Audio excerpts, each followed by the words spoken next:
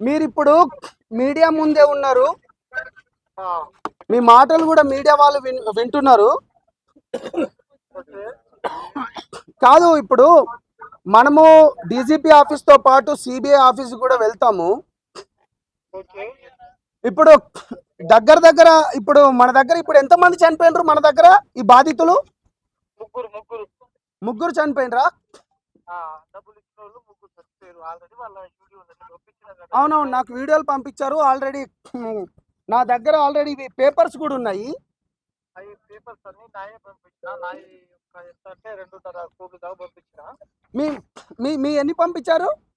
నాయి 2.5 కోట్లు పంపించిన. 2.5 కోట్ల వరకా? ఓకే, ఓకేనండి. నేను ఇప్పుడు మాట్లాడుతున్నాను మీడియా ముందు. మీరు కూడా ఆల్రెడీ ఇప్పుడు పంపించిండ్రు. నేను ఇప్పుడు మీడియా సమావేశంలోనే ఉన్నా. డెఫినెట్లీగా బాధితుల పక్షాన మీ వెంబటి ఉంటాం.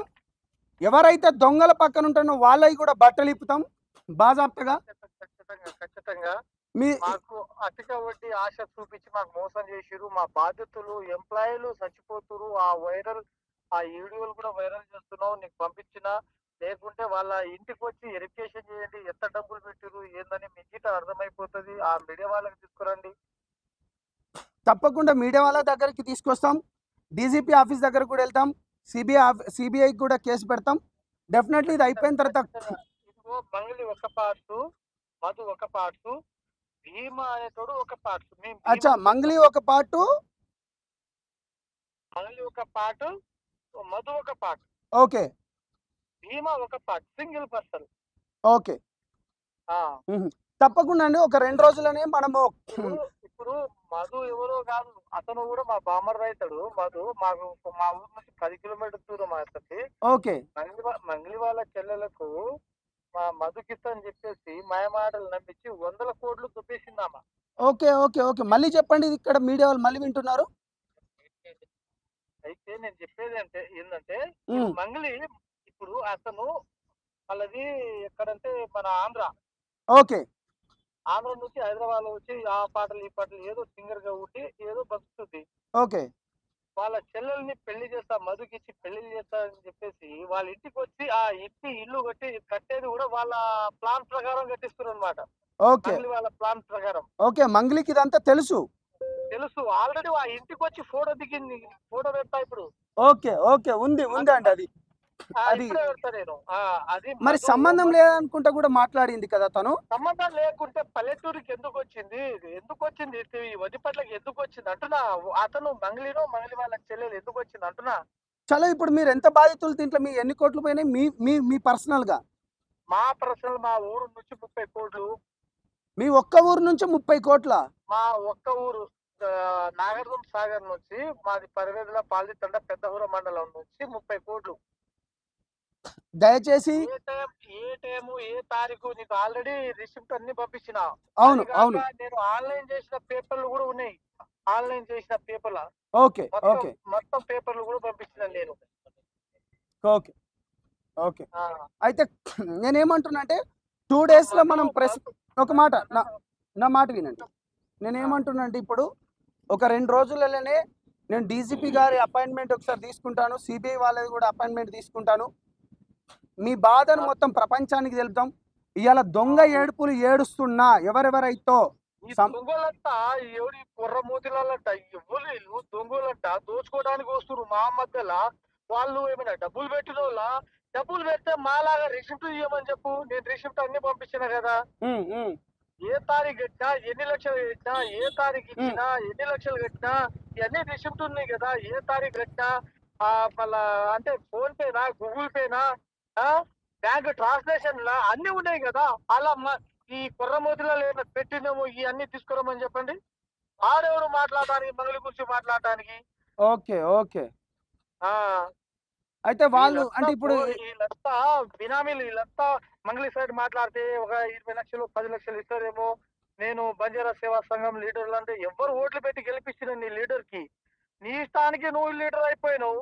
నీకు ఎవరైనా లీడర్ నిలబెట్టి నువ్వు ఏమైనా నల్గొండ జిల్లాలో నువ్వు ఏమైనా ఉద్యోగం చేస్తున్నావా ఏం చేస్తున్నావు అని చెప్పేసి నువ్వు మీరు ఈ పర్సన్ గురించి కూడా నిన్న ఫోన్ మాట్లాడుతూ ఏమో అంటే ఏదో చెప్పారు, ఒకసారి మీడియాకు ముందు చెప్పగలుగుతారా ఇప్పుడు?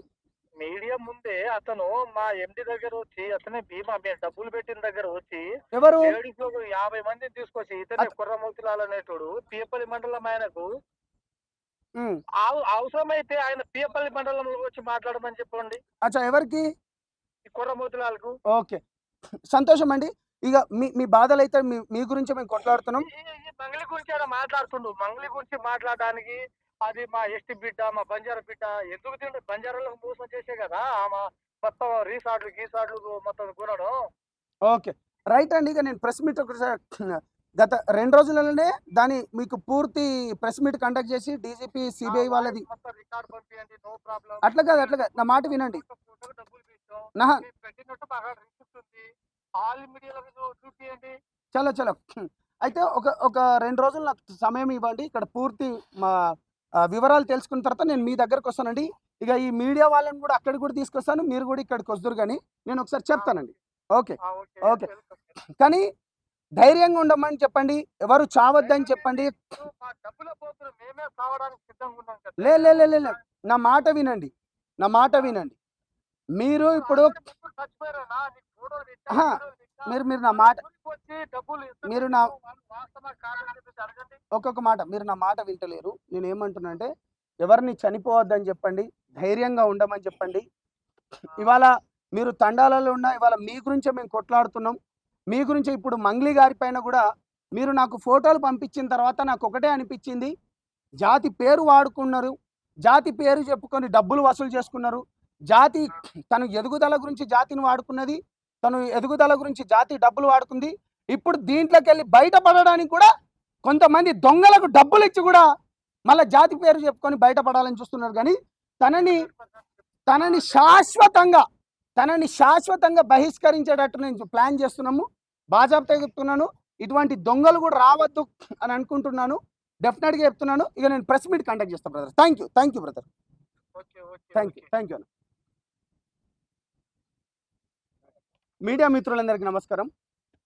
నేను సంపత్ నాయక్ని. గత 20 రోజుల నుంచి తెలంగాణ రాష్ట్రంలో ముఖ్యంగా తండాలలో గ్రామాలలో అసలు ఏం జరుగుతుంది, తెలంగాణ రాష్ట్రంలో మంగ్లీ గారి యొక్క మలుపులు ఏ విధంగా తిరుగుతున్నాయనేది మీ మీడియా ప్రపంచం చూస్తూనే ఉన్నారు. ముఖ్యంగా నేను మొన్న మంగ్లీ గారి పైన తెలంగాణ ఫిలిం ప్రొడ్యూసర్ కౌన్సిల్కి నేను వెళ్ళి తనని బ్యాన్ చేయవలసిందిగా తాత్కాలికంగా అనుకున్నాను. కానీ తనను తాత్కాలికంగా కాదు, తనని పూర్తిగా బ్యాన్ చేయాలి. సినిమా ఇండస్ట్రీ నుంచి నేను ఒక జనరల్ సెక్రటరీగా ఉన్నా కాబట్టి మా ప్రెసిడెంట్ గారితో సంగా గారితో కూడా మాట్లాడాను. అదేవిధంగా వేరే తెలంగాణ ఆర్గనైజేషన్స్ కూడా నేను సివిఎల్ నరసింహ గారితో కూడా మేము మాట్లాడుతున్నాం. ఇక విషయంలోకి